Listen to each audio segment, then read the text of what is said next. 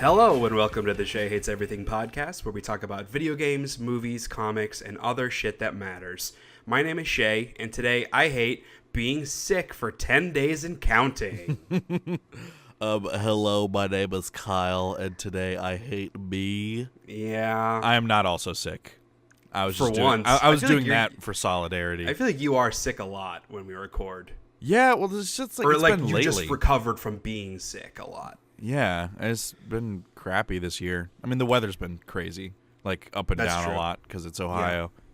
Well, But- it has been here too, but like on a smaller scale. Like I think maybe last week, one of the days during the week, it was like 85 in the middle of the day. Man. And then it's been down, it's like low 50s, which like that's pretty cold for Atlanta in the spring. Yeah. But it's not as crazy as Ohio. Or I know Dad texts us with like, oh, we got some snow the other day. Like, Yeah, we did. that's Spring break. No, thank you. Hard So- pass. So I'm at the end of my spring break right now. We're about to head back to school at the high school. So, I like basically what I did the entire spring break was stage crew for the musical. Yeah. Because we have to construct this giant 26-foot wide flying flat that has to go in and out in a batten and has 5 functioning doors. And we finally finished constructing it. I got all the doors on it yesterday. And we weighted it and flew it, which was incredibly dangerous and difficult and scary for me because I didn't want any of the kids to get hurt. But we managed to do it first try, which was awesome. Sweet. So does that mean it's all good? Like it won't be stressful every time Correct. to fly it in and out? Yeah. So like it's in weight now. So Okay, so it's, 'cause we got enough weight on the valence. So got it. So yeah, it should be. It's easy to pull in and out now because it's in weight. I mean, it takes some gumption to get going, but once it gets moving, it flows pretty well. Just because it's such a big piece. So yeah, that's basically what I did my entire spring break. I scheduled stage crew from 10 to 5 like every day. I canceled Wednesday because we had some crazy flooding. Most of the roads were flooded, and we had like a tornado warning in our area on Tuesday. So I sent the kids home early because of that on Tuesday, and then Wednesday I was like, you know what? Screw this. No, I'm staying in. And it was Wednesday when I stayed in that my heat decided to stop working. So I'm wondering if maybe we got hit by like lightning or something on Tuesday. But I had a guy come out on Friday to come look at it. He said it was the motherboard in our gas furnace. So I have to get a new motherboard. He has to come install it on Monday. So right now in my home, outside it's like 28 degrees. In my home, it is 53. You guys have like a space heater, right? Yeah, but Kara's in the bedroom and she has it and I don't. So that's why I'm all bundled up. Yeah. I'm double layered and a blanket all wrapped around me. So it looks Look like like I have an Eskimo. Yeah, I know. That's what I was about to say.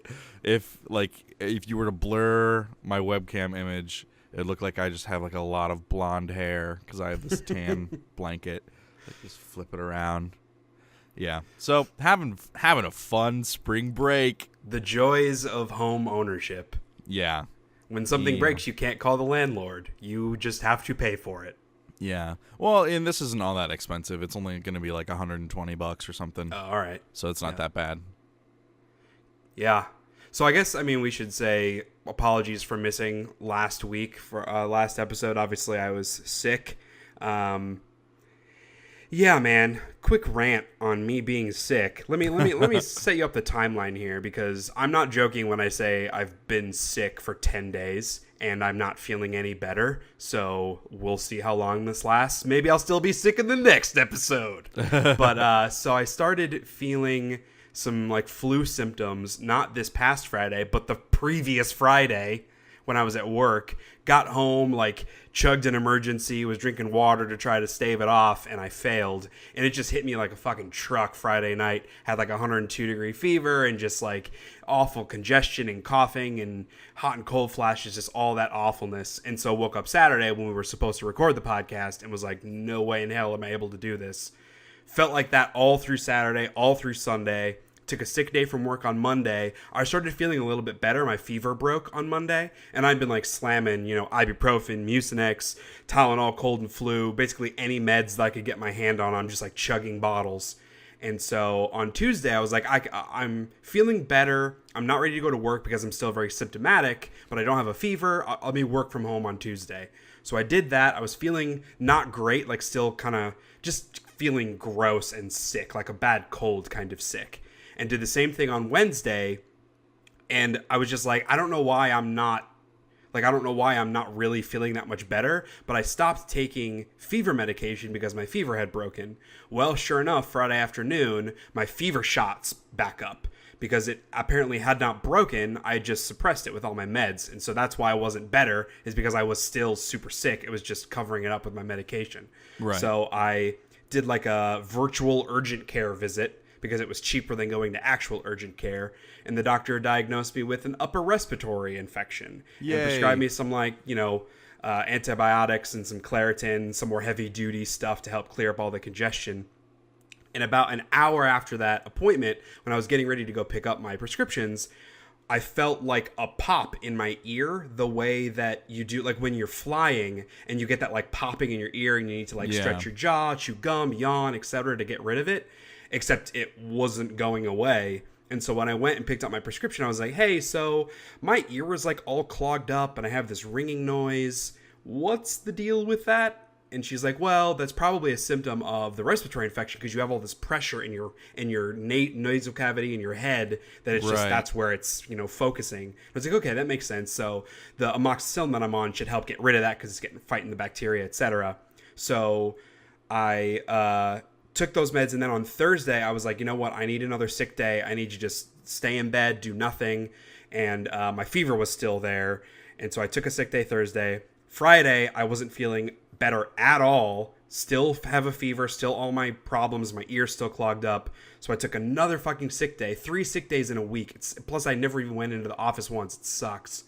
And so my fever finally broke Friday afternoon because I wasn't taking any fever meds, because they just told me let the fever ride it out. That just means your body's working. If the fever persists for 5 more days, then it's a problem, but it should go away in a couple days. And sure enough, it went away Friday. The fever has not come back, thank the Lord, but all day yesterday and still this morning, I still have all the symptoms. Still super congested. I have a really bad cough. I'm getting the hot and cold flashes. I'm drenched in sweat right now. I'm just sitting in my apartment drenched in sweat because I'm just feel hot.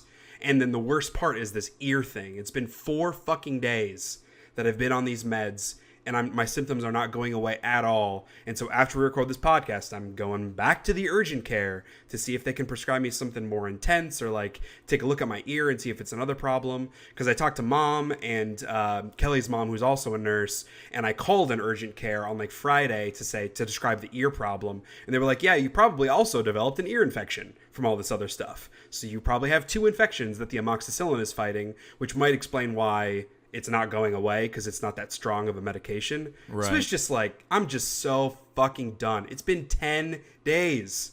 10 days. And our anniversary was last week, and I was sick for that. My birthday, my 30th birthday, is this coming Thursday. And if I'm still sick by the time that it's my birthday, I took off Thursday, Friday from work. I was going to play some video games, marathon the Lord of the Rings movies. And I guess I can still do all those things if I'm sick. But I don't want to be sick. It's my birthday. So I'm just pissed. The whole situation sucks. So apologies in advance. I probably sound a little bit congested still. And I'm going to take notes whenever I cough to try to edit it out. But apologies if you do catch a cough here and there, because I have a pretty bad one. But that's the sitch. I didn't want to miss another week. The show must go on, as they say. So here we are, talking about video games and movies and very important things, as I currently want to die. And Kyle is freezing to death in his own home. Nah, I got this blanket, and I am not moving my hands outside of the blanket except to scroll down on our document page. Right. So I'm hanging in there. I'm doing okay. But yeah, because the weather in Ohio has been so up and down, the pressure has been crazy. So Kara and I both, our sinuses have been going nuts. So this is actually kind of a good day for me. I sound mostly okay. But you might hear a little bit of sniffling just because it's cold.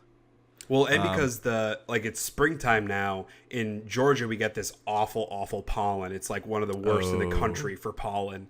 And so that always triggers everybody's allergies, and Kelly gets she's just had a cough now for a couple of weeks, a bad cough, and I don't think, like, I've never had allergies before. I don't think that's affecting me at all, but it certainly can't be helping to be breathing in all this, like, gross poison green pollen. It just coats everything. Yeah. So it sucks. It's a bad time. Springtime. No it's good, very bad day. Indeed. Do you want to jump into it, bro? Sure. Yeah. Tell me. Well, I don't know. You just talked a lot. You want me to take the wheel? Yeah, tell me Kyle, about take the wheel. some games. It's been like 3 weeks now, so we've been building up some content. Yeah, absolutely. So weird, like, sleeper release came out as Cube 2. Yeah. I remember, like, the original Cube was because it's a puzzle game. It's a first person puzzle game, kind of in the vein of like Portal or The Witness or something in that realm. And the original one came out, and it's got to be like 6 years ago now, because it was one of the first games I played on my YouTube channel, like way back when. Yeah, there was a time, like, because I was still living in Atlanta, and I came to visit you at some point, so we did, like, it wasn't co-op because it's a single-player game, but, like, I sat in with you on a couple of the videos. I remember that. Right. And it's basically the way the puzzles work, how they're set up is you have a glove that you can switch colors, and there are basically blank slate blocks that you can put a different color onto. And so, okay, so if it's green, it's like a stepping stone. If it's blue, it makes you jump. And then, like, there's all these different color combinations you can do and use them to solve puzzles in the environment. But there are like specific places, much like in Portal, how there are specific surfaces that you can put a portal onto. In Cube, there are specific surfaces that you can change colors and have them do different functions. So in this new one, Cube 2, it's the same thing, but they've added a lot of these new, like, physics-based puzzles with, like, rolling balls and stuff, and, like, sliding, and, like, there are things where there's a lot of pressure plates that you're standing on to make stuff happen, and, like, dropping blocks onto to make happen, and they'll, like, one of them is, they'll coat a thing in, like, this black goo. And so if a block is coated in black goo, if it gets hit by another block, it'll keep sliding, like, infinitely. That's what the black goo does. If a block is coated in black goo, you can set it on fire using a fire nozzle, pressure plate thing, but after a few seconds, it'll burn out the black goo, so it won't keep sliding. And so there are certain doors that are like, hey, you have to hit something with force, aka slide into it, or like roll a ball into it, or hey, this door needs to be burned, so you need to slide and burn something into it. So that's most of the puzzles. I mean, it switches them up in a fun way, and it kind of introduces you to these mechanics at a decent pace, but it begins to feel pretty rote after a while. Like, I don't know what... I just unlocked the ability, and I think this happened in the first Cube as well, because you start out and you can only ever have one of each color going at a time, and that's how they kind of limit some things and, like, make, there's a very specific way to solve this. At a certain point, I believe the first Cube did this too, you unlock the ability to have any number of any color going at any given time, so it makes the puzzles a lot more complex. Sure. But you're using, those base knowledge, what's the word I'm looking for? Those, like, the micro solutions, like, you basically figure out, hey, if I do this and this in this sequence in this order looking like this will happen. And then so you use that, but, like, in combination with each other, in a way that you couldn't when you could only have one of each. So it's like the Portal ones, like from Portal 2, where you have the boxes that with the lights and stuff, or you have to match them all up in the right order and that kind of thing. And how you're taking those early concepts and expanding them. Yeah. Right. Yeah, exactly. So it does that, and I think it does that pretty well. I haven't beaten it yet. They did, because the first Cube didn't have any narrative. This one actually does. I wouldn't say it's that well written or realized. It feels like it was sort of tacked on because it needed something. Is it a silent protagonist? No. Like Portal? Oh, no. Okay. You are a chick, and she's talking to various people and this other thing. So yeah, it's interesting. How much is it on Steam? Cube 2. It's also on PS4, I believe. I think they released at the same time, because I was looking at it too, because I remember you playing the first game. I might have actually bought the first game on PS4 through some PSN sale a while ago. You may have. Because I remember maybe it's watching PS3. you play it, and it was, maybe. And it seemed fun. But yeah, I'm pretty sure that it released on PS4 as well, because I was looking at getting it. Okay, yeah, Cube 2, it's only $25 on Steam. I don't know what it is on the PSN, but I feel like that's a reasonable price for it. I've put like 4 hours into it so far, and I'm not done yet. I think I just like got into another new big area full of rooms and stuff. So it's a decent length, and the puzzles are satisfying when you get through them and you get into a good flow with it. So also I played because I was in the mood for I have been in this mood for a while to play like a settlement management sim kind of thing, because like I kept getting that itch partially scratched through like phone games where like, oh, like build the thing, and then but then it's full of all these free to play elements that totally suck and timers and stuff, and it's like bleh. So I've been wanting like a good one of those, because that's how I always played Age of Empires 2 back in the day, was I played it more like a settlement sim. Like I wouldn't really, like I would build up the crap out of my base, and like I would play on easy so the enemies wouldn't like actively come at you, but I would like build the crap out of my base, and then once I was bored, I would then go like beat the enemies, destroy the entire world. Yeah, so I would have like a 6-hour long match where like I was just building up and then go destroy everything. And so the game Banished came out a couple of years ago, maybe 3 now. And I completely forgot that I had it in my Steam library. So I installed it, and I had never played it before. I had bought it at one point thinking like, hey, maybe I would be interested in this kind of game at some point. And it plays really, really well. I don't know that it really has an end goal, which I kind of like, because it allows me to just kind of play as much of it as I want to and then just be done with it and feel fine. There's some limited progression. There aren't a lot of different buildables. Like, it doesn't seem like there are upgrades for buildings and stuff. It's like you build it, and then it's there, and it functions the way you want it to. But your population is ever growing, and it continues to grow, and so that creates new problems and, like, logistical problems for you to solve. It's the balancing act of resources that those games tend to do, and I think this one does it really well. So it's Banished on Steam. It's been out for a little while now. I played a couple hours of it when it first came out, maybe more than a couple hours, but because I'm not super into those type of games, but I saw this and wanted to give one a shot and really like the aesthetic of this, because it's very like, tribal's not the word, but it's how would you describe it? Like colonial. Colonial, yeah. Yeah, like early colonialist sort of vibe, which I thought was cool. Like a lot of hunting and fishing and wood houses, all that kind of stuff. Yeah, and like traders come like once a year. Right. I'm just not very good at those kind of games because I don't really play them. I think I started 2, maybe 3 different settlements, and all of them, everybody died after a couple hours. So the nice thing is that on Steam Workshop, because I knew it was a hard game, that's why I never jumped into it, because like I wasn't up for that challenge. Like I just want a chill settlement experience. Like I just want to do what I want to do and like build and plan stuff out. So on the Workshop there are little plugins essentially that you can subscribe to that are like, oh, you get 50% more wood when you harvest trees, and 50% more stone and iron. And food and stuff. And so I have those just to make it easier on myself so that it's not frustrating.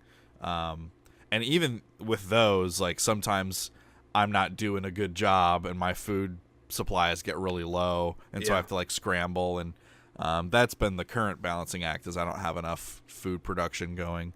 But because like I don't want to min-max stuff. I just want a chill experience. Yeah, just have fun. And those workshop mods allow me to do that. So that's been a lot of fun. I found the menus to be a little obtuse. Like there's just a lot, and part of it's because they're not really stylized in like for the game. They're just very straightforward, like Excel spreadsheet almost. And that, I don't know, that was a bit. And again, just because I'm not super familiar with the genre, it was pretty overwhelming to me. Okay. All the different things, all the different, menu options that you had and the buttons, etc. It wasn't very easily digestible. Yeah, it took me a little bit to find a configuration of windows and stuff that I liked and that I felt were necessary. But yeah, I think like once you figure that out, I think it flows a lot better from there. Another settlement management sim, but this one is sci-fi, and it recently came out, is Surviving Mars. It's made by the Planet Coaster people. It has a lot more progression than Banished does.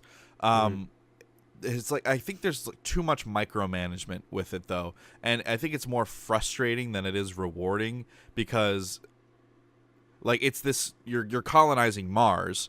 And so like there's this illusion of freedom of like, yeah, I'm gonna like build my own colony, I'm gonna do all this stuff, but there are all these restrictions, like hidden requirements for buildings that like you can't plan for because it doesn't tell you ahead of time. Like, oh, this one only has ports for these types of pipes on this end and this end. So when you go to build it, like you can't even select it to build it unless you have a prefab for it, and you have to like order that from Earth and wait for a rocket to come. When it finally gets there, it's like sometimes you realize, oh, I didn't actually leave enough space for it because I didn't know how big it was going to be when it got here, and like I don't have the pipes in this area, so I have to extend like longer pipes, but the more pipes you have, the more often they break down and the bigger problem it is. And like it's not clear about how like all the drones work, because the drones can repair that stuff, but they can only repair it if they're within range, and it's very confusing as to how the ranges actually work, because some of them are centered on the shuttles, some of them are centered on the rovers, and it's like these overlapping fields of drone area of effectiveness, and it just doesn't explain it well. It seems like a game that you would want to use a wiki or a tutorial with. Right. And I just wasn't up for that at the moment. Like, and so I bought it, and then I played a little bit of it, like an hour and a half of it, and was just like, no. So I went ahead and refunded it, and then that's when I realized I had Banished in my Steam library, so I played that instead, and that has been a lot more enjoyable. That was what I was looking for. So I don't know if that's something that interests you. Like, if that is a genre that you're into and you're maybe up for a little more of a challenge, I think Surviving Mars has a lot more on offer than Banished does. Like, Banished is pretty bare bones, it feels like, in comparison. Surviving Mars has a lot going on. So if that's what you like, then that might be something you're into. Does it have all the, like, individual customization that Planet Coaster does? No, it doesn't have all of that. I just remember watching Beta Below do the Planet Coaster stuff. Yeah, that's and, like, nuts. He can just make anything he wants, like decorative stuff, and that was just overwhelming in a whole other way. Yeah, and like I think like this game could maybe benefit from that. Like I think that'd be really cool because all the models they have are really neat. It'd be cool to like kind of customize them a bit. Yeah, be able to take the individual pieces. Yeah, I think that'd be cool. But like, yeah, it wasn't what I was looking for at the moment.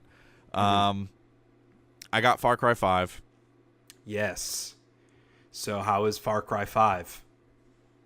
I wish... So I bought it on PS4 because my buddy was like, yeah, we'll play together. And I was like, well, I would rather get it on PC, but I'm assuming you're going to get it on PS4 because he always does that.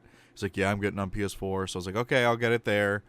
I can't aim worth shit on the PS4, so I really wish I had on PC. Like, I'm just missing shots all over the place with my guns, and part of it is like the guns maybe kind of don't feel all that great for some reason. Did you play the previous ones on PlayStation? Yeah, I did. And I would say like that was kind of my issue with Far Cry 4 as well. Is some of the guns didn't handle well, but so I always just used the bow, and I was really good with the bow. And so that's what I'm doing now with Far Cry 5. But, like, I don't know. I have a lot of issues with it. I think it's really buggy in bad ways, ways that are broken. Not occasionally it's buggy in, like, the funny way. Yeah, where, the like, fun Oblivion Skyrim ways. Yeah, where there's, like, a truck full of dudes that keeps appearing and disappearing further and further down the road, and then all of a sudden it hits me even though it's a mile away and I'm dead. Like, that's funny, but only if I'm not in the middle of doing anything, if I'm just running around. But then it's also broken in the way of like, hey, this quest isn't triggering, like I can't interact with this element that it wants me to interact with, and so now it's just broken. Or also broken in a way of something I read in the Giant Bomb Facebook group of, hey, it auto-saved as you were falling off of a statue. Oh, no. So, and the game only allows you to have one save. Wow. So now every time it loads, you just die instantly, and there's nothing you can do about it. So like there are all these people trying to troubleshoot. Like, okay, well, what if you join someone else's co-op game before loading in, That's and insane. then you load in? Can they still get to you? And like, yeah, it's a mess.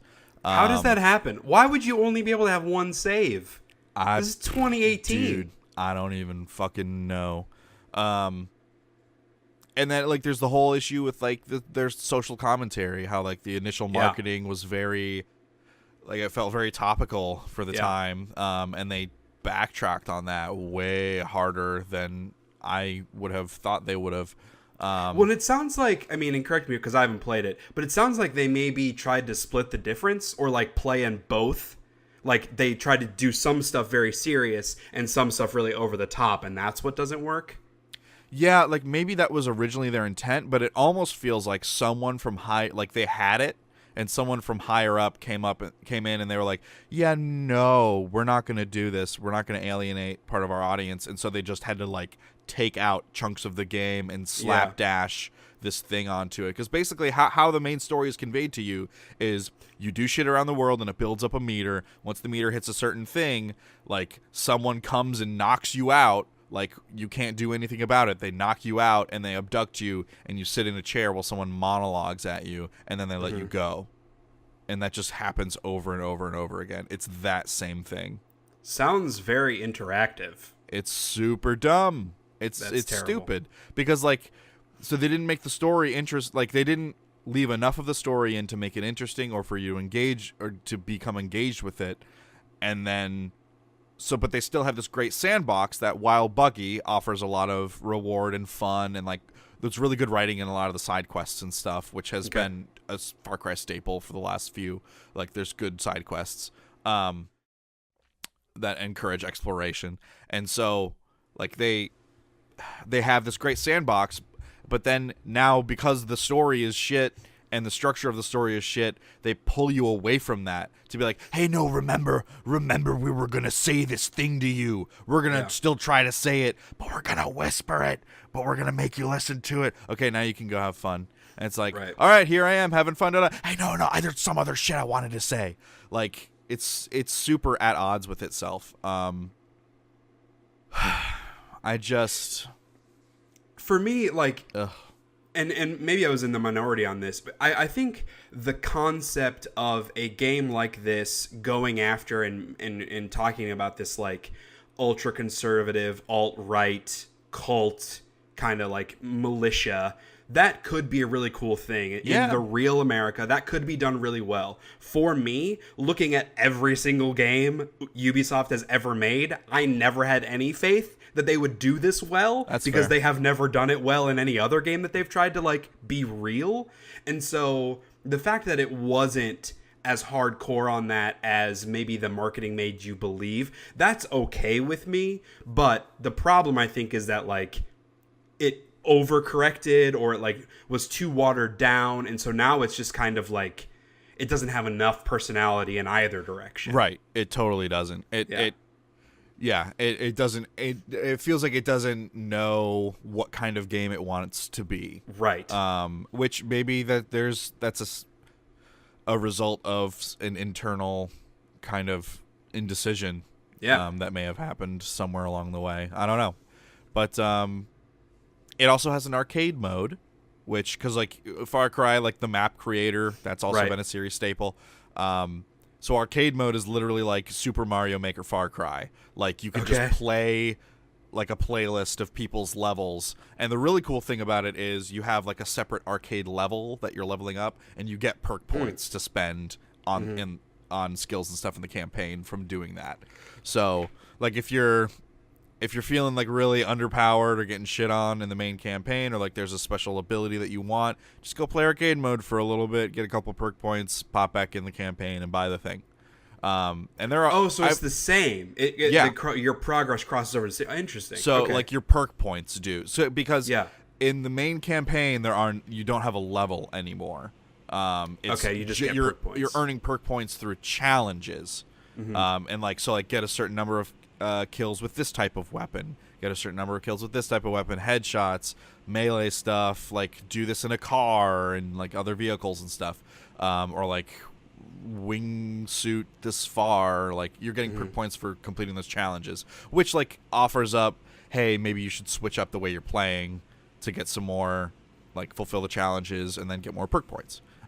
So do you think that encourages you to try other stuff, or do you feel like it forces you to play the game in a way that you don't want to play it? So there are a few perks that feel critical, like lockpicking and like the wingsuit is hidden behind a perk point stuff. Okay. And then like there's a grappling hook too, that like certain areas are inaccessible if you don't have these things. Got it. So like that stuff feels critical, but like if you're just playing the way you want to play, you're gonna get more than enough perk points to buy that stuff. Okay. And then like I might be frustrated if the arcade mode didn't give you perk points, but since it does, I have had like no shortage of those. Like I'm not even paying attention to when I have perk points. I just every now and then I boot up that perk menu and like, oh, I have enough to get this thing. I'll go ahead and get this thing, and now that is slightly easier. It's not that big of a deal. It's not like super game changing apart from those few that are like kind of seem a little like there are a few that seem critical, but the rest of them are like, hey, just make this certain aspect less shitty. I don't know. Yeah, it's okay. It's an okay game. I have not played any co-op yet. Okay. Despite having bought it on PS4 to play with my friend, we have not played co-op yet. It's pretty similar to 4. I have heard that the co-op is kind of where the game shines, because that's where you can really lean into the hilarity and the insanity. But the second player, like their progress doesn't carry back over to their single player game, which that seems kind of like a stupid oversight, because you can play through the whole game co-op, but the second player, they don't get credit for playing the missions and stuff. I wonder if they do get perk points though. I think you do level up and stuff. That's what I've heard, but I don't know. That still seems dumb. Yeah, you can't just beat the game as a second player. You have to do it yourself. Yeah. For the arcade mode stuff, like are the ones you played, are they good? Because that was one of the cool things about Super Mario Maker is like even when someone makes a bad level, it's still fun to play. Like there's something there. Like it seems like it'd be harder to make a good level in Far Cry because there's so much more stuff.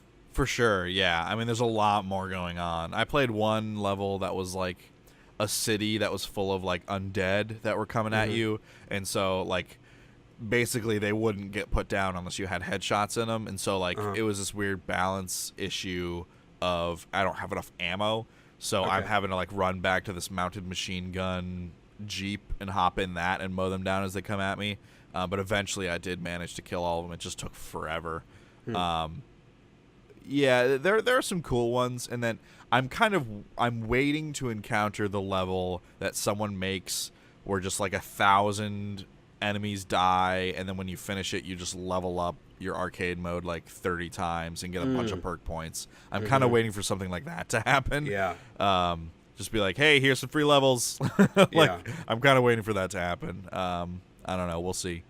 But I don't know how they gate that kind of experience, because I am getting more experience from certain levels, and I don't know how they're counting that up.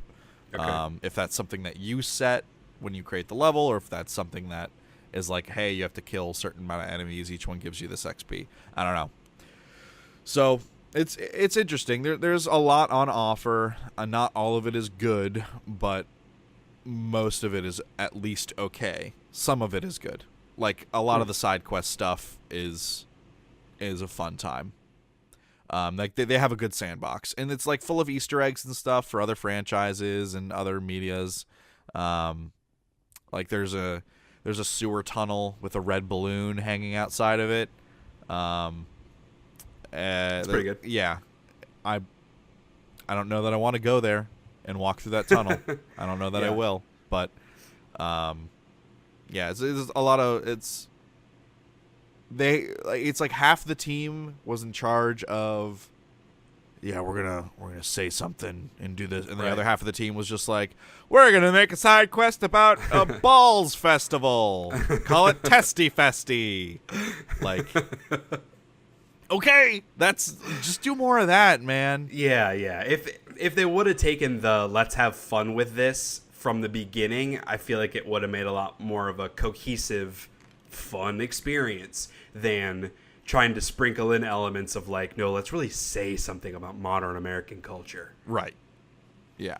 So coming from a bunch of people that aren't American. Right. Which, but hey, they have a diverse maybe they're in group more of a of position to. religions Maybe they're in more of a position to talk about it than we are because they are objective. Lastly, I played Sea of Thieves for like an hour. Oh boy. It's like they put all the betas together into a single release. Yeah. That's about all there is. Yeah. It just, seeing this just makes me think of Destiny. When Destiny first came out, and playing the beta of Destiny and like really enjoying a lot of what was under the hood. You know, the shooting mechanics felt really good. There was an interesting world, and playing the beta and just feeling like, if this is all there is, though, that's not even close to being a full game. Yeah. And then sure enough, that is all there was. At least Destiny had like a clear path you can follow. This doesn't. It's completely aimless from the start. Yeah. And in some ways, kind of feels like it relies on you to have played the betas or have like seen coverage in order to know what to do. Because like, I mean, how are you supposed to know who you need to talk to get quests and stuff? Like, how are you supposed to know any of that? How are you supposed to know you're supposed to go to an outpost? I mean, I guess it's possible you play for a couple hours and you're like, I don't know what the fuck this is.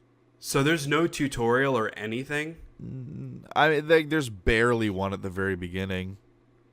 Like, barely. This just reeks of an early access game that That's they what should it feels charge like. $15 for. That's what it feels like. This is a finished product they're charging $60 for, published by Microsoft. Like, this, like...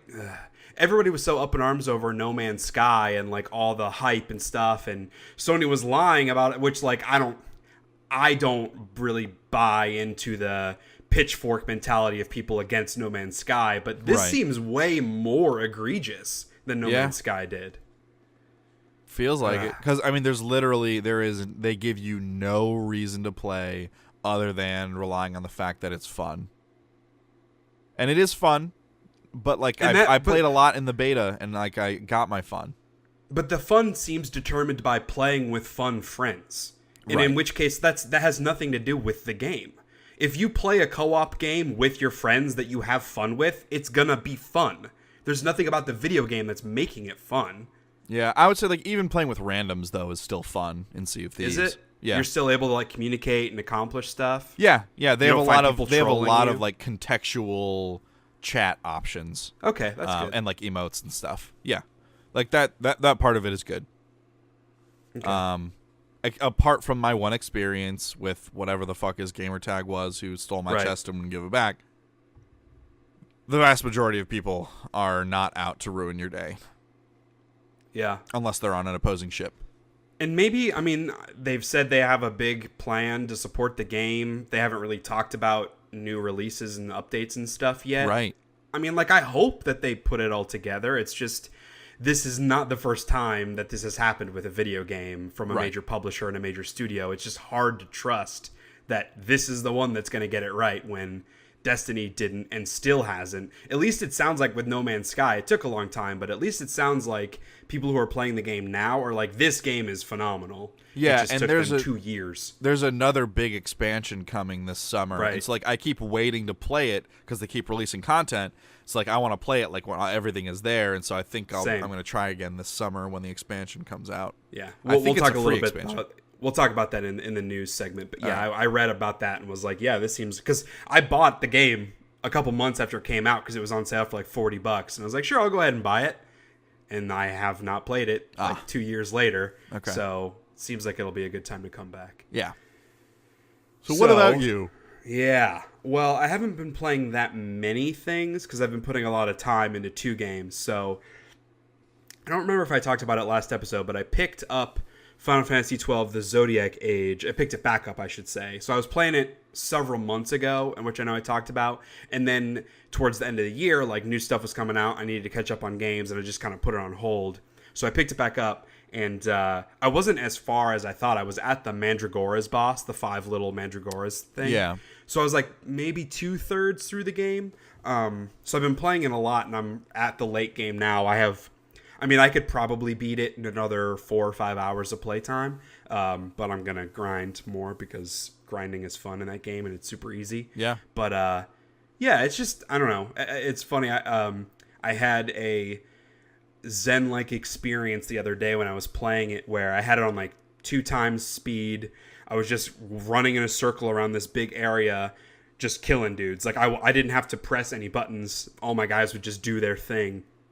And Kelly came into the room and saw me sitting there playing it, but my eyes were closed. She was like, "Did you fall asleep?" I was like, I wasn't like asleep, but I was like just in that mode where like I didn't have to pay attention. I was just running around and doing it. So it's a really great game for that. And it's been a good game for I haven't really been up for playing a ton of games since I've been sick, but because it requires like a very low investment on actual like paying attention, it's been a decent one to like plug in and play for an hour here and there the past couple of days.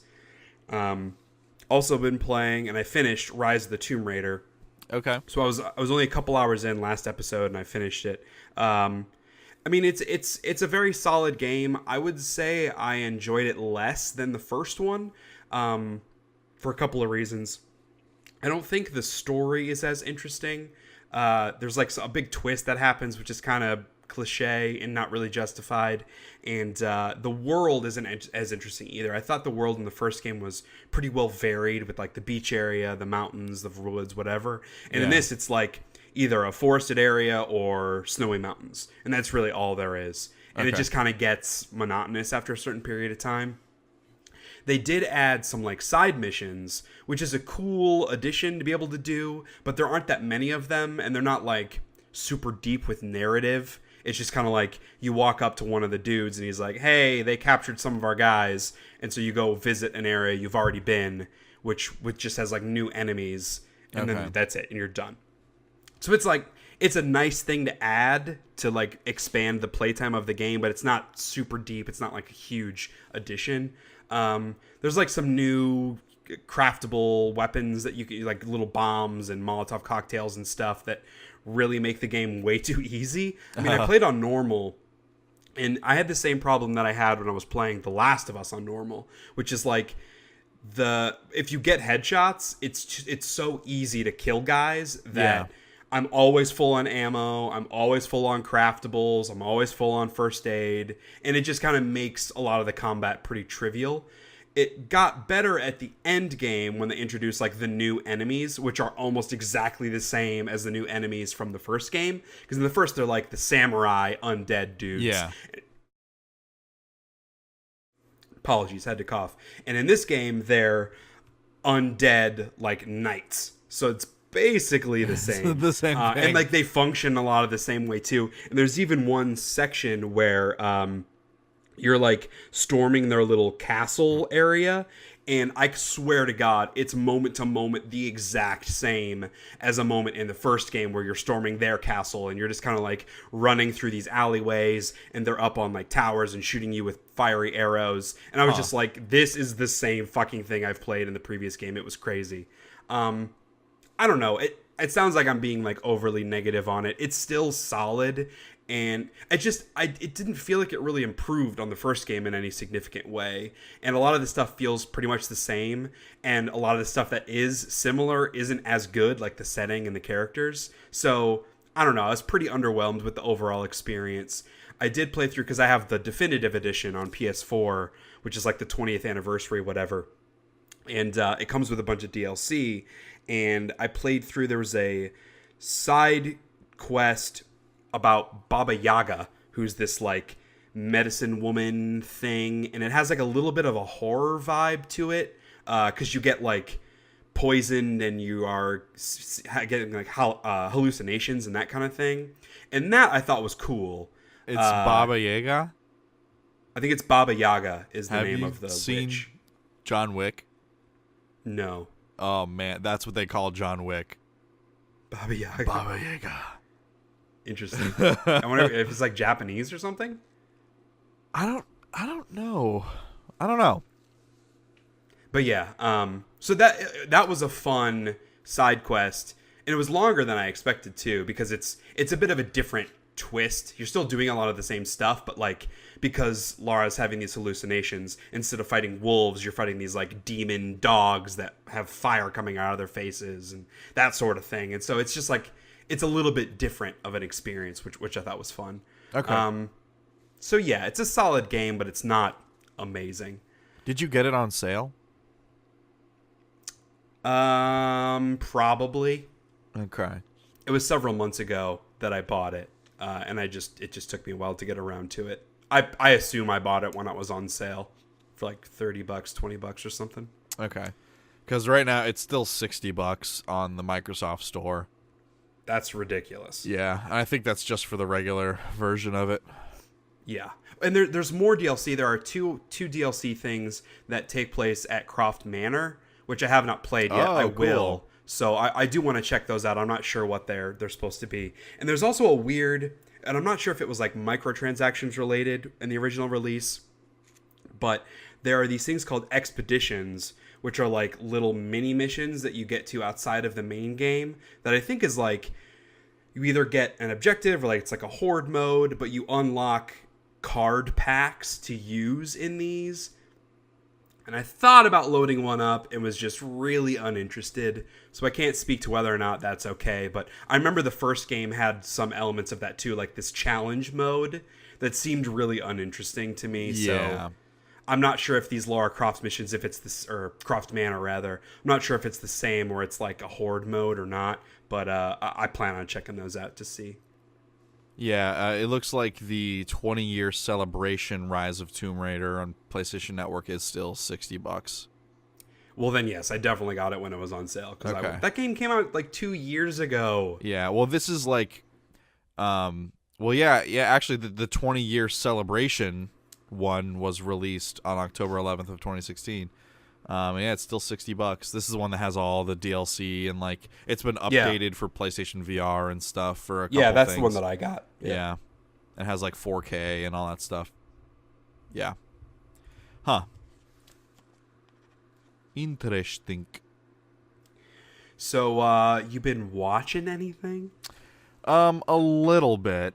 So, Kara and I started Jessica Jones season 2. We're only like a couple episodes into it because every time I want to watch it, I have also been watching that. Yeah. Every time I want to watch it, she says she doesn't want to watch it. So probably because it's a bad show. Yeah, it's not great so far. It's just her complaining and being you shitty liked about the stuff. first season. I did, right?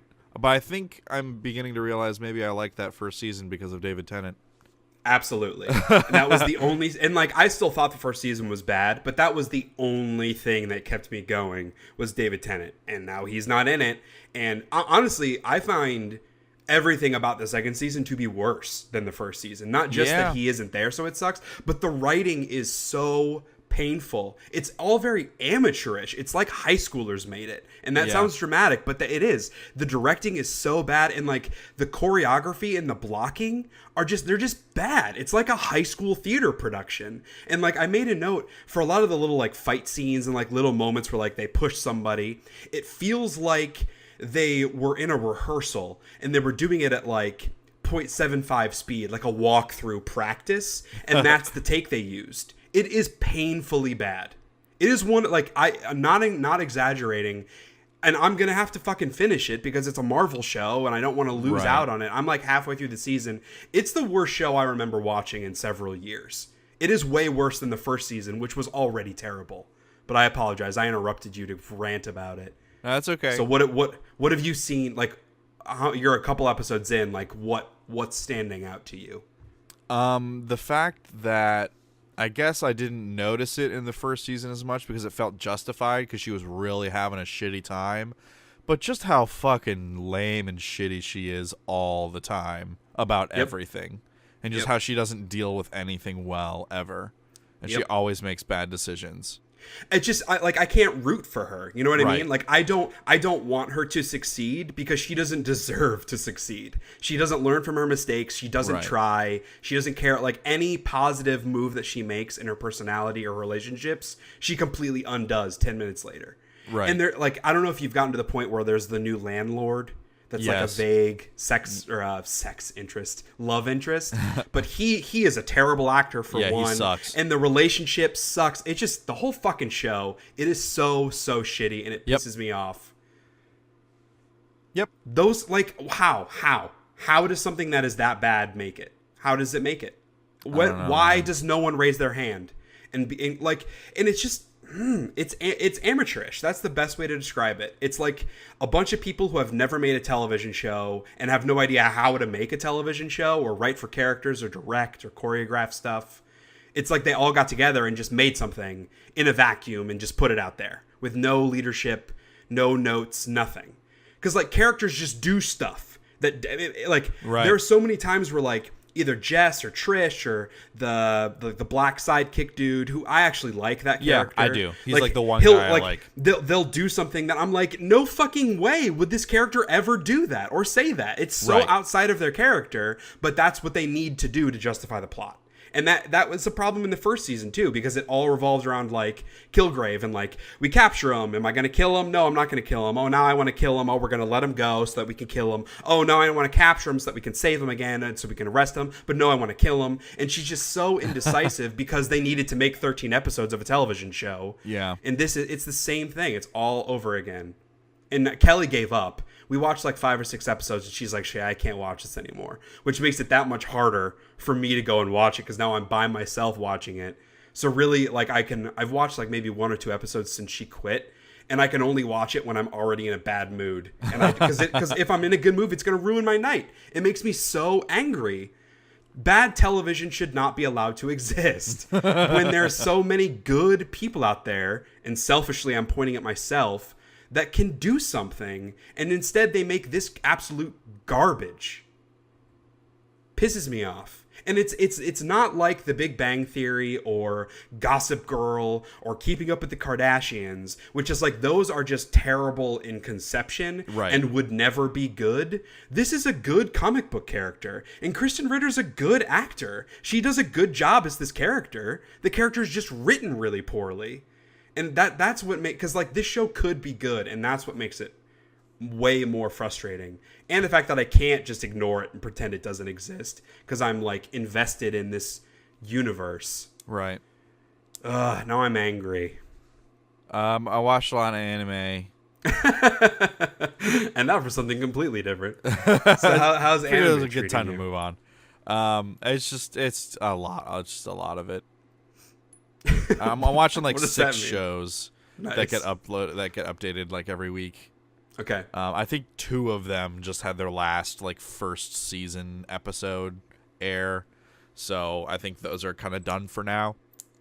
I think sometimes they like immediately launch into a second season, but most of the time there's usually like 1 season, and then like a few years later, if people are still clamoring for it, they'll do another one. But yep, watch more anime. And I don't remember if I've talked about this. I'm sure I have. Dragon Ball Z Kai. I did. I think I mentioned it last episode, how the Giant Bomb guys are watching that. So I'm like way behind them. So I'm trying to play catch up. Okay. But it's still, it's fine. I have to really be in the mood for it. Why is that? Just because it's a really slow burn kind of thing? Yeah, even with it being like cut down significantly in the Kai version, it's still a slow burn. I will say that one of the YouTubers that I've been following for a very long time, he like for a little while he went to Twitch because the YouTube ad revenue was all fucked, and frankly is still fucked. And then he had some really, really bad family stuff happen to he and his wife involving their newborn daughter. And so he took a break for a while, and he just returned to YouTube and has started uploading again. And like it's like a nice little positive ray of sunshine in my life again, because he's just a treat. He is a treat. And you're talking about B-double-O, I'm assuming? Yes, yeah, B-double. Yeah, I saw his update as well. I haven't been watching any of his new stuff, but I want to. Are you familiar like with what happened with him? Yeah. That's I can't imagine. But, I mean, and it's not a secret. Like, he makes videos and talks about it. But, Right. yeah, he just some awful family stuff that happened. And he had already been moving away from YouTube because of the monetization. And just this also happened. And so it's... Yeah, and I mean, we've been watching him for how long? Like, I mean, I've been watching him for like 8 years, maybe? Well, yeah, I mean, he was one of the YouTubers who inspired me to do YouTube. So, like, at least 7 or 8 years. Yeah. So yeah, and so I'm really, really, really glad that he's back selfishly.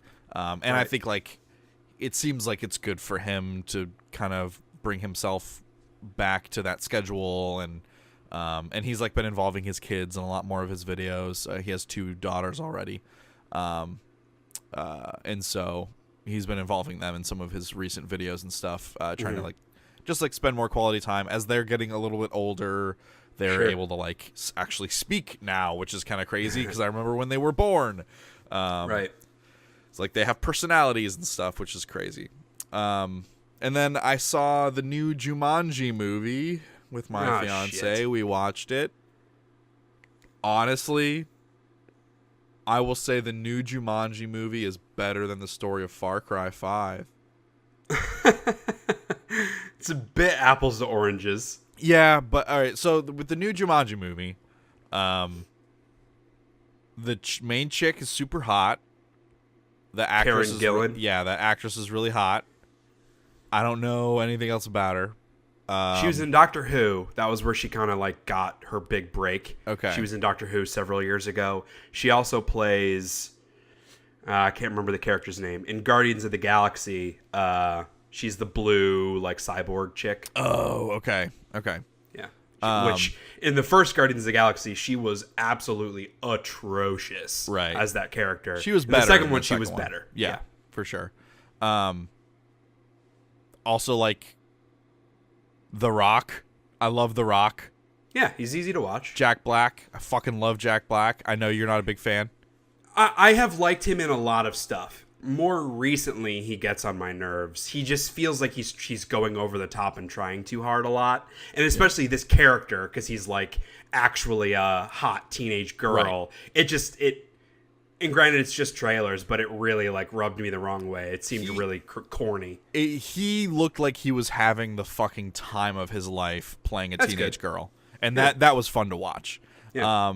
And like The Rock is like, in actuality, this little skinny nerdy kid who has a crush on the other girl.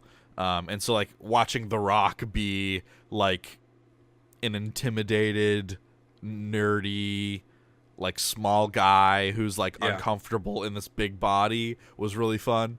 Does he pull that off? Yeah, totally he does. Interesting. He totally does, which is because obviously crazy. he's never done that before. Right. He totally pulls it off. It's hilarious. And then oh shit.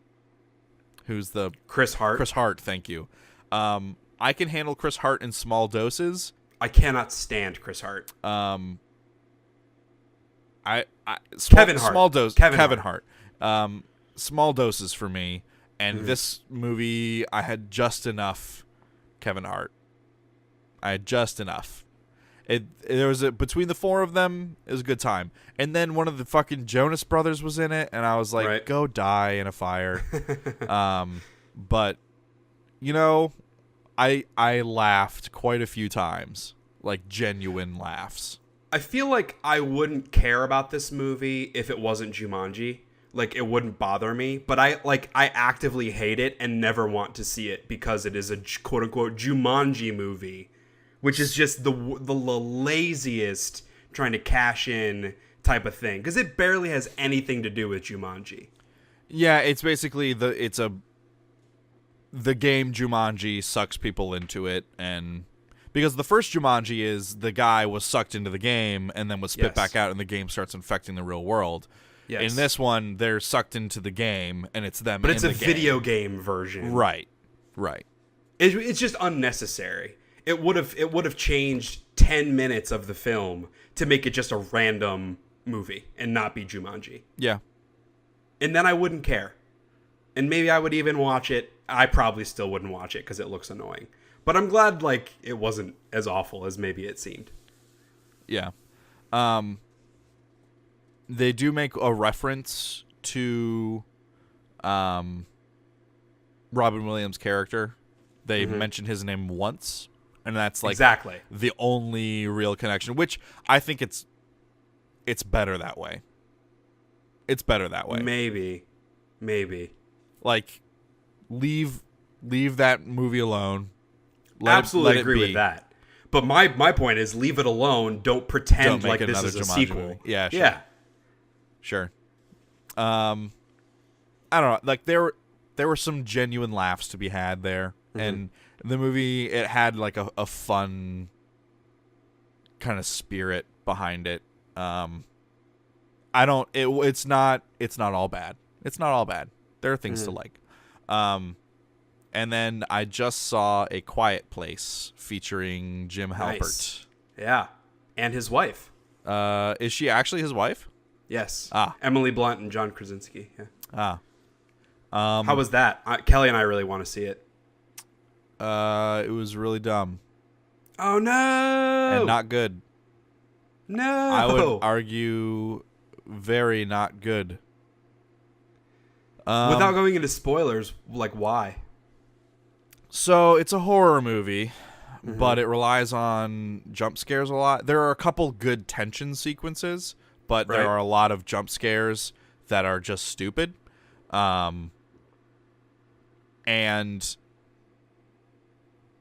it's bad because my first thought when like the enemy is revealed, my first thought was, hey, wouldn't this be the solution?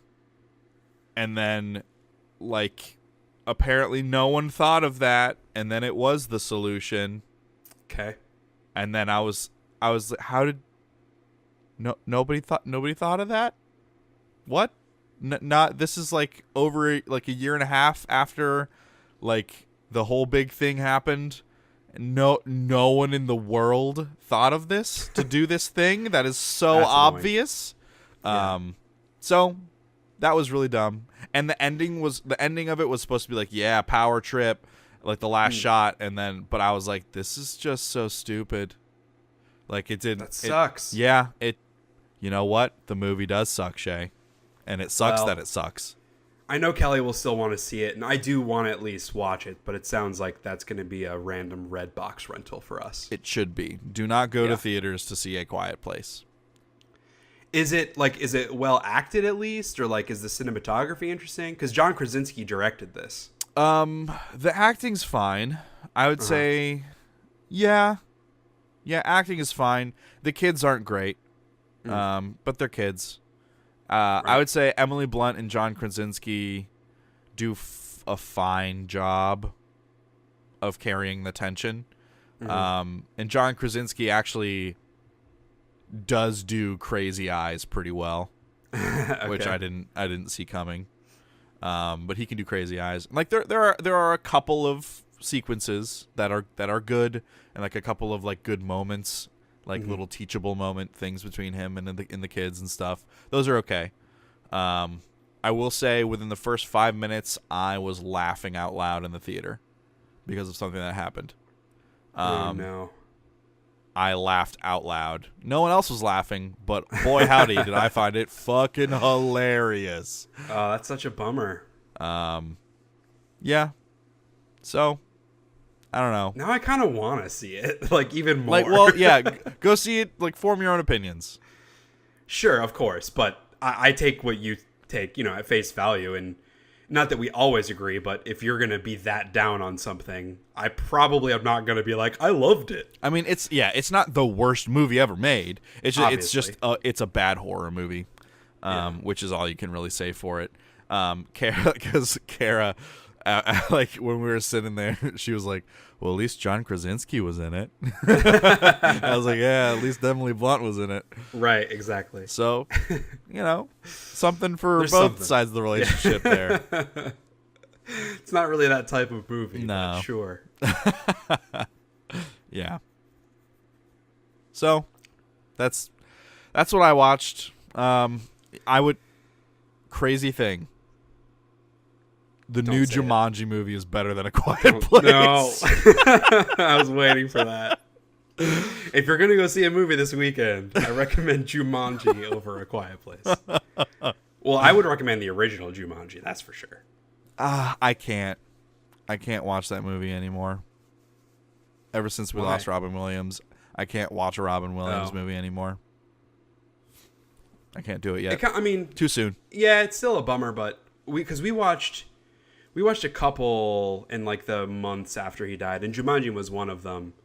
I don't know. It not that it makes me appreciate them more, but it's a very different kind of appreciation. That dude was so brilliant. Yeah, but like, he used to be fun for me to watch because it looked like he was in this constant state of wonderment with his surroundings and his career, and he felt like he truly loved what he did and like was a fulfilled person. And now going back and watching those things and then knowing, like, being able to see that it's an act, like that he is acting, it makes me, now that I have the context for what's going on with him personally, I know he's acting, and it pulls me out of it, and I can't enjoy it anymore.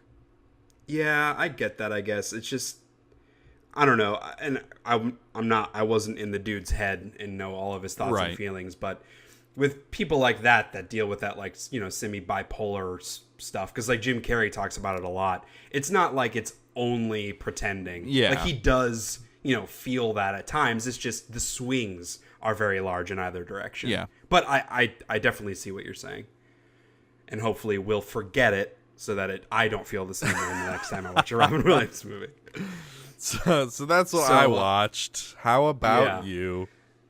So being sick, best thing for me to be able to do is just watch stuff. So I actually, Kelly wanted to restart Parks and Rec, which I am kind of discovering now that in a direct head-to-head, looking at every episode of Parks and Rec versus every episode of The Office, I think Parks and Rec is a better show. Ooh. And The Office seasons 1 through 4 that holds up like close to Seinfeld when it comes to like best comedy of all time.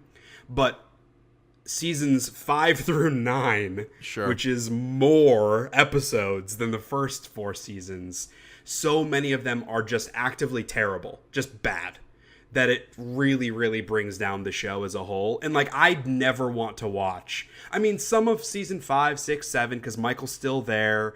There's the stuff with Holly when they get married. Like, there are still high points.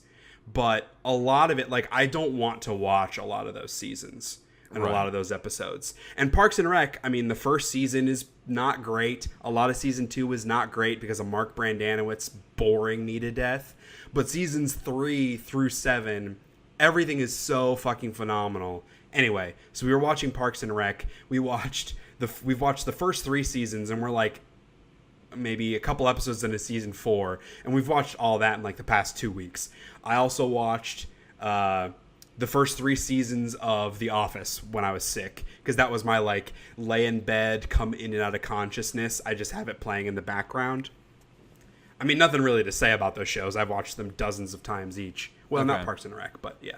But I watched the second half of season 3 of Lost, and then all of season 4 of Lost. So quite a lot of Lost. Yeah. And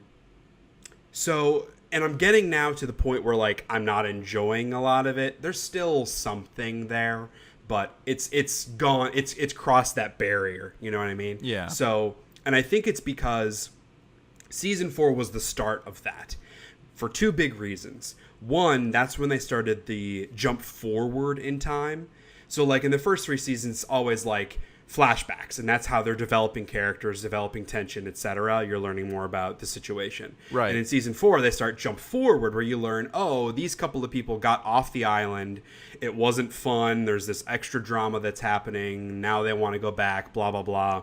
And first of all, that just isn't as interesting, because one, it's not really teaching me anything I don't know about the characters because it's all future state. Like, I'm not learning anything about their past experiences that enlighten what's currently happening. It's all like where they're gonna go, and that's just not inherently not as interesting. You do learn a little bit.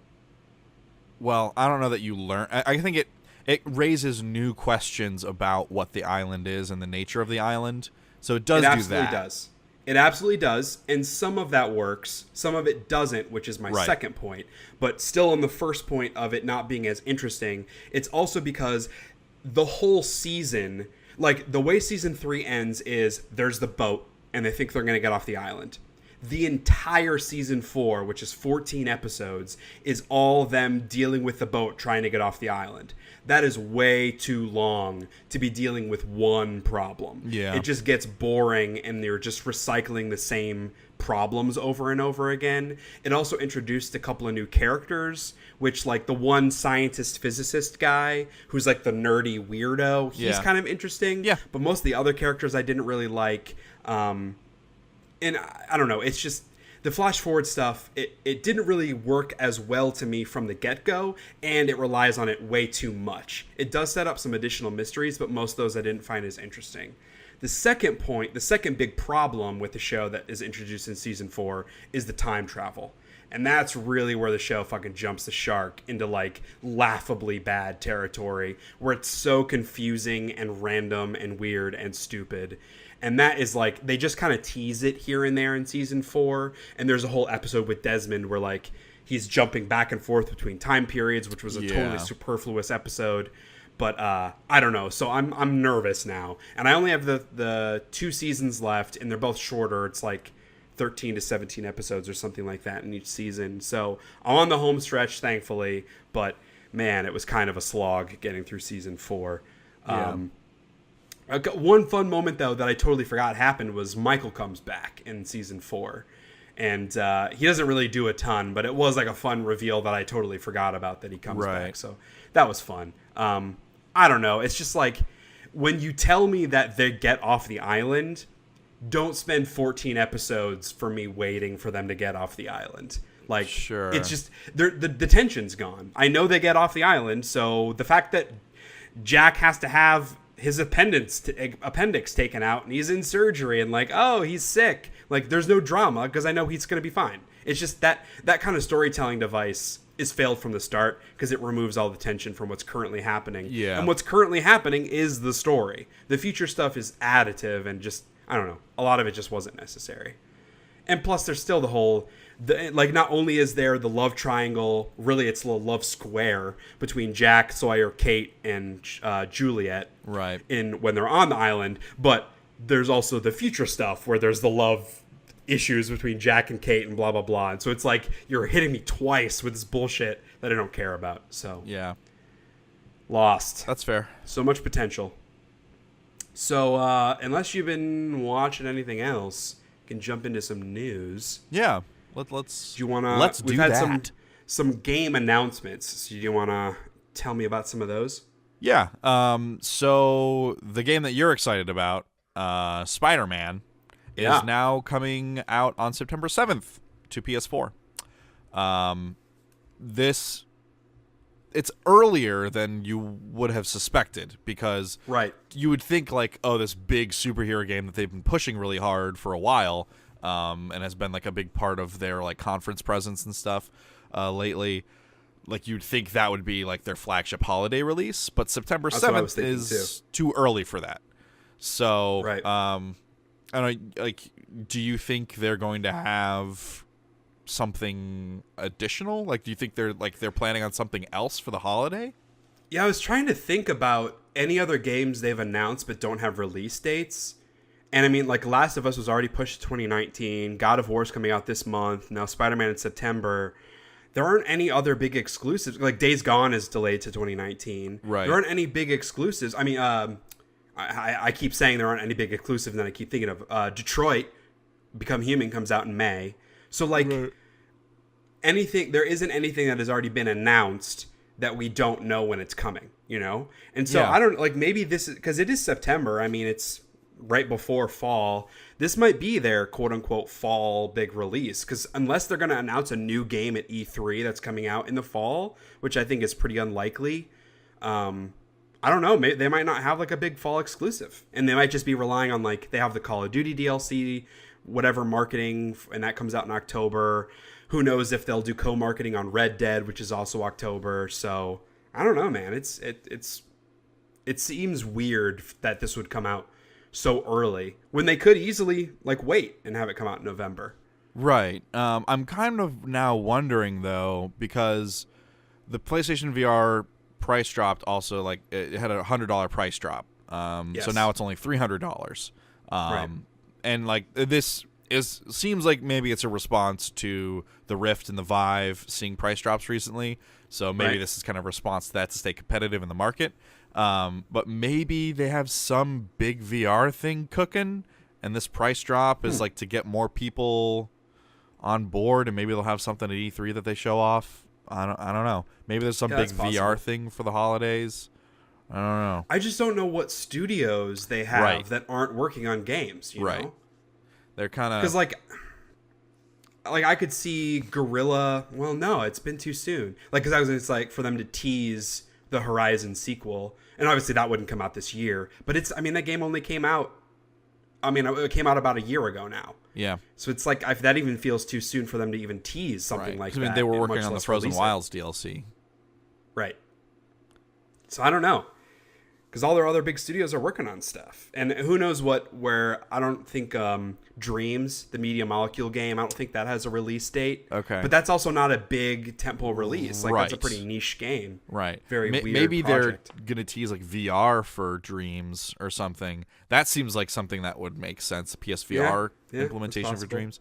Also coming in September is the Spyro Remake Trilogy. Hell yeah. So this was... Like, there were a lot of, like, drip feed rumors and stuff about this recently. Yeah, I think we talked about it a couple episodes ago. Yeah, they finally, they confirmed a September 21st release date with a new trailer. It's Toys for Bob who are making it. Those are the guys who did Skylanders and the Crash Trilogy. So it makes sense that they would be given this property because it seems like people really like the Crash Trilogy. I myself have not had a chance to play it.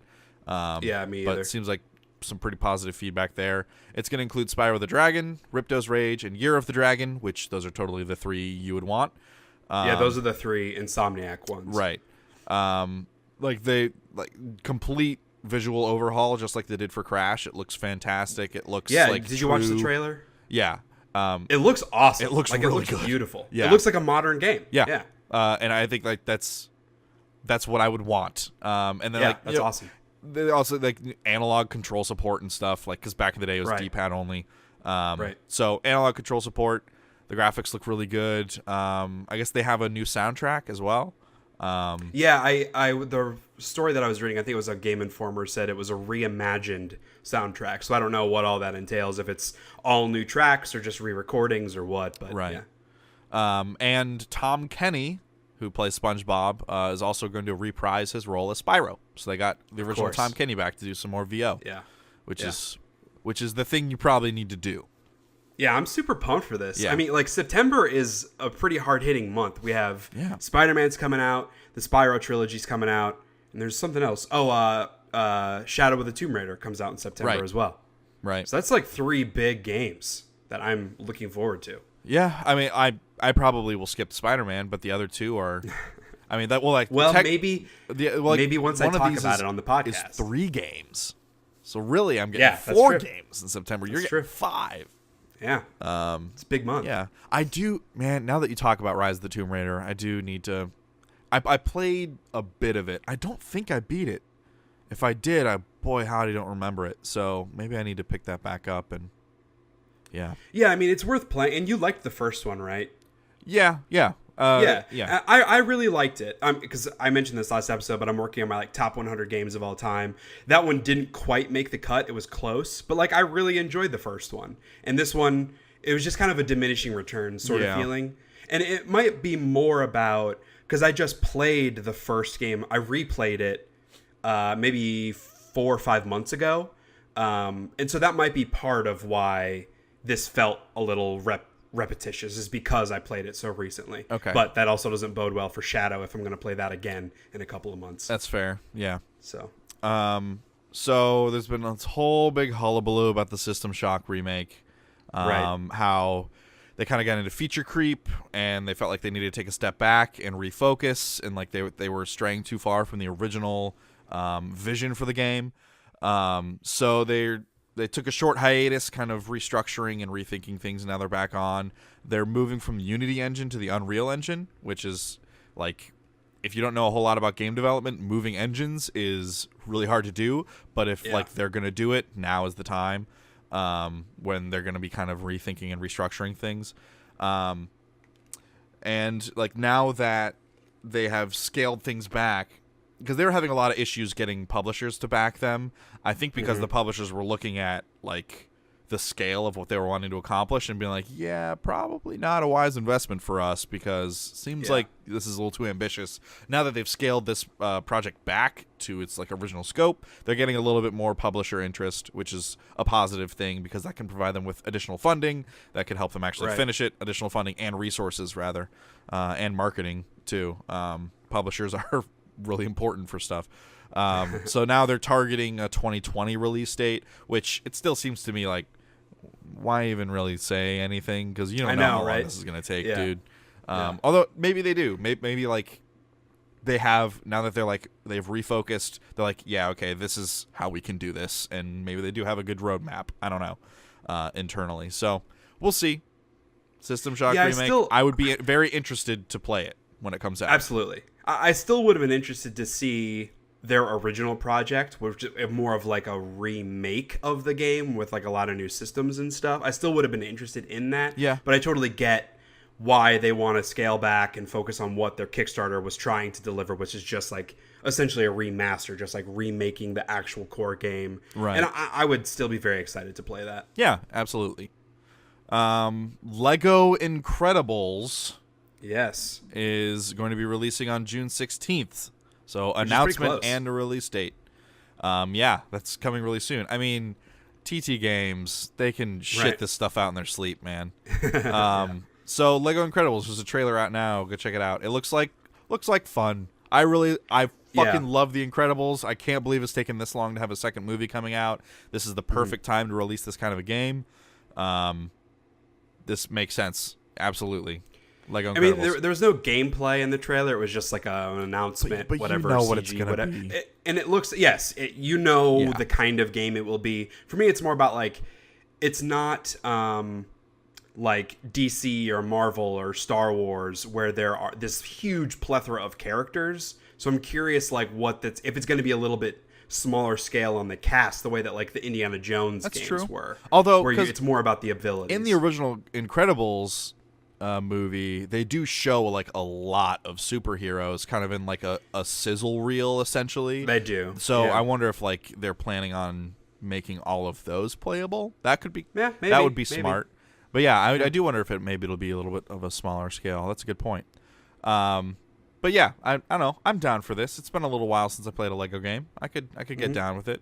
That Jurassic Park Lego game was a sack of shit. It was real shitty. It was terrible and awful. I don't even remember them making a Jurassic Park game. They did, and it was buggy and terrible and awful, and the structure was bad. So hopefully, maybe this should be a little bit simpler. Maybe this should be kind of a return to form for them, because it was like weird open world, and they didn't know how to do open world, and it was bad. It's not a good one. No Man's Sky is coming to Xbox One, so it's no longer PlayStation PC exclusive. It's like, so No Man's Sky Next is the big expansion. It's called Next. It will be free. It's an update that's coming this summer, along with the release of the Xbox One version.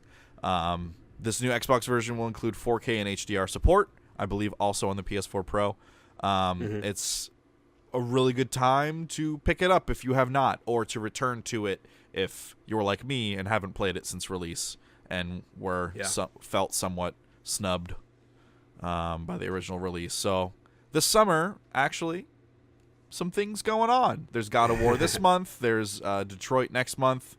And then probably No Man's Sky update and Lego coming in June.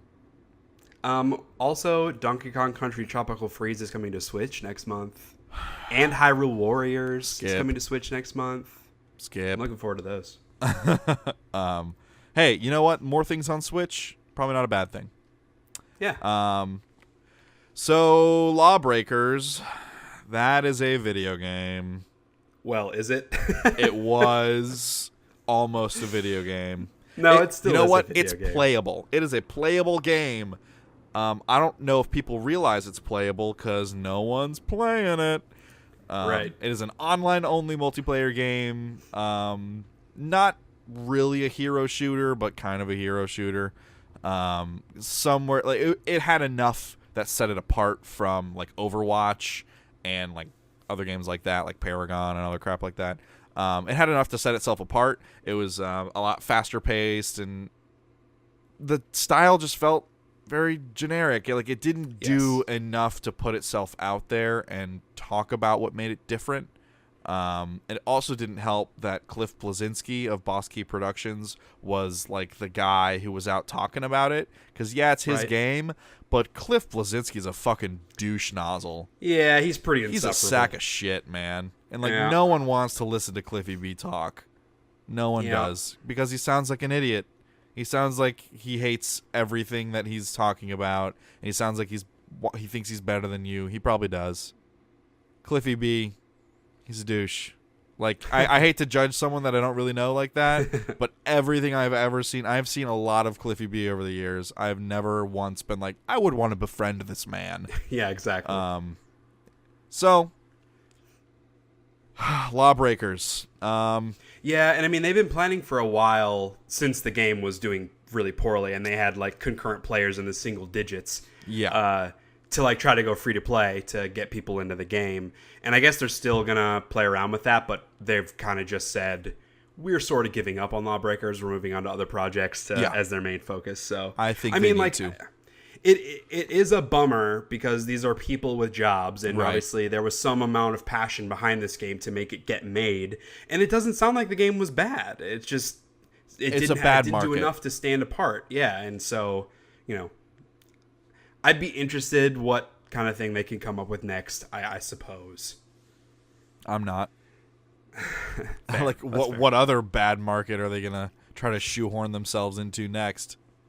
Yeah, I don't know, we'll man. See. Like, that first-person shooter, online, competitive, the hero shooter, is oversaturated like crazy right now. Absolutely. I mean, maybe in 10 years it won't be as the grand wheel of time turns and the trends reset. The like 4 trends that video games go through every 20 years. As that resets and the wheel turns, maybe then Lawbreakers. Maybe then. Why don't you take this next one? Sure. So, microtransactions update, because there's always stuff to talk about with microtransactions.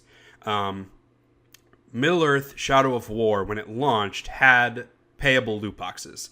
And there was a lot of really negative feedback because in order to not have to spend real money on them, it was just a ton of grinding. And this was the only way that you could get like a lot of the really good late game stuff. Well, Warner Brothers has come out and said that they are removing all of that from the game. And this game came out like close to a year ago at this point, and now they're removing the microtransactions. Just seems weird that they've waited this long to do this. They only have removed the loot boxes.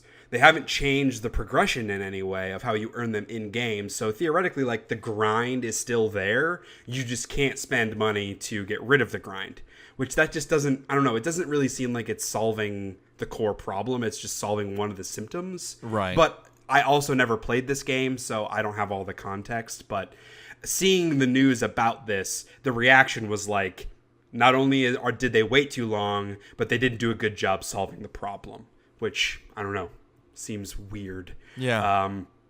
They've also announced as part of this that the kind of post-game tower defense stuff, which is called Shadow Wars, which I think you use the cards for that's getting a bunch of new updates with some like narrative stuff to make it a little more interesting for players that are still playing that. I don't know. The whole thing just seems like kind of a marketing ploy to me. Yeah, because like no one's to talking get headlines again. No one's talking about the game anymore because it came out a while ago, and the general reaction to the game in the first place was kind of mediocre. Like, it didn't seem like people loved the sequel in the first place, plus all the microtransaction stuff left a bad taste, the grinding stuff left a bad taste, and now this is like them coming out and being like, oh, we got rid of the thing you didn't like, so that, you know, news stories are being published, people are thinking about the game now, and to try to get people like me who looked at it and were like, I'm not interested in the first place, but also the people that played it, got burnt out because of the grinding, whatever. It just seems like a ploy to get people to come back. Yeah. And I get it. It's a business. It's marketing. That's what you do. But I don't know. It seems like they maybe didn't solve the problem, and now they're trying to pull the wool over people's eyes yet again to get them to come play the game again, which it's not a great look. Right. So, I don't know. Level 5 also put out an announcement. So they just put out Ni no Kuni 2. They just put out an announcement that they're beginning work on their next game, and it will be set in modern day. So it might still be, might still have some elements of fantasy like, the Ni no Kuni games have had, but it will be set in like the real world, it seems. I don't know. So I'm interested in that. I've heard really great things about Ni no Kuni 2 because of the fact that it's more of a spiritual successor than a real sequel, and you don't have to play the first game. I'm pretty interested in checking it out. Yeah. I might try to do that in the next couple of months. So I'd be interested in the next thing that they're working on. They've also said that their next game is going to be much bigger than anything they've done before, which, that might just be marketing speak, PR speak. And making a bigger game doesn't always mean it's going to be a better game. Right. But that's still cool. Like, I'm glad the studios, they have ambition. They're clearly trying to try new things. So it seems neat. Playdead is also working on their new game. They put out a hiring notice. So Playdead, they made Limbo and Inside. Both amazing games. Are phenomenal games. They've put out some tweets showing some kind of concept art production still sort of thing, and it looks vaguely like, it seemed to me like it's like on the moon or on some sort of planet where there's like an asteroid in the background where you play as some sort of astronaut, it seems. Which I don't know, looks pretty rad to me. Yeah. They're very dark, kind of monotone aesthetic, I think is really good for this type of setting. Yeah. So if you are a game designer, maybe apply to work on Playdead's next game. But for me, as a consumer, this just made me excited for what they're working on next, and hopefully it's not 3 years away. Right. Yeah, I think more. I've really loved. I played Limbo 4 times. I do want to go back and replay Inside, because fucking the water babies, man. Yeah, those water babies with the grudge hair. Woo, terrifying, awful. Yeah, that was kind of a singular experience for me. Limbo was a bit different because there's less of a. I mean, there's not really a story in Inside either, but it is there's a beginning end kind of a narrative of sorts. So I don't know. It's one of those games that I'm I feel really good about my playthrough. I don't know that I ever need to go back to it. Yeah, that's fair. In more new things news, Square Enix has opened a new studio. And so it's called Luminous Productions. They're strictly focused on making new games, which is awesome. It's also going to be headed by the director of Final Fantasy 15, which to me is less than awesome because I really didn't like that game. But, I don't know. So who knows? I don't know if they're going to be working on a new Final Fantasy or if it's a net new IP or what, but it's always more games is always a good thing. More jobs for people making games is always a good thing. Yeah. So and Square Enix, they've been a bit up and down here and there, but they, at least from a publishing perspective, they put out pretty high quality games. Yeah. The Tomb Raider games, Deus Ex, Final Fantasy, obviously. So yeah, they've been I would doing be well. Happy to see more. Yeah.